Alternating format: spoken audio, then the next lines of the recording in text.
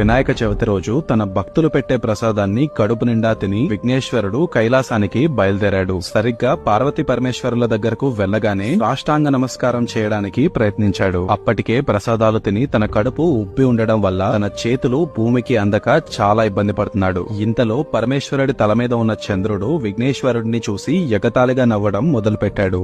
రాజదృష్టి సోకితే రాళ్లైనా పిండవ్వాల్సిందే అన్నట్టుగా విఘ్నేశ్వరుడి పొట్ట పగిలిపోయి తను తిన్నవన్నీ బయటపడి అక్కడికక్కడే చనిపోతాడు. తన కొడుకు మరణాన్ని కళ్ల ముందే చూసిన పార్వతీదేవి అంతుపట్టలేని ఆవేశంతో ఆ క్షణం నుండి చంద్రుడి వైపు చూసిన ప్రతి ఒక్కరూ వాళ్ళు చెయ్యని తప్పులకు నిందించబడతారు అని శపించింది. ఈ శాపం కారణంగా భూలోకంలోని వారందరి మధ్య అనుమానాలు, నీలాపనిందలు మొదలయ్యాయి. ఈ విషయాన్ని వెంటనే సప్తఋషుల ద్వారా తెలుసుకున్న మహావిష్ణువు పొట్ట పగిలి మరణించిన విఘ్నేశ్వరుణ్ణి బ్రతికించి ఆయనకు అమరత్వాన్ని ప్రసాదించి పార్వతీదేవి కోపాన్ని తగ్గించాడు. మహావిష్ణువుతో పాటు వచ్చిన వాళ్ళందరూ ఈ శాపం వల్ల భూలోకంలోని ప్రజలు పడుతున్న కష్టాలను వివరించి తన శాపాన్ని వెనక్కి తీసుకోమని పార్వతీదేవిని ప్రాధేయపడ్డారు. అప్పటికే కొంచెం శాంతించిన పార్వతీదేవి ఏ చవితి రోజైతే చంద్రుడు విఘ్నేశ్వరుని చూసి ఎగతాళిగా నవ్వాడో ఆ రోజు మాత్రం ఎట్టి పరిస్థితుల్లో ఎవ్వరూ చంద్రుడిని చూడకూడదు. చూస్తే మాత్రం వాళ్లకు నీలాపనిందలు తప్పవు. మిగిలిన రోజుల్లో చంద్రుడిని చూసినా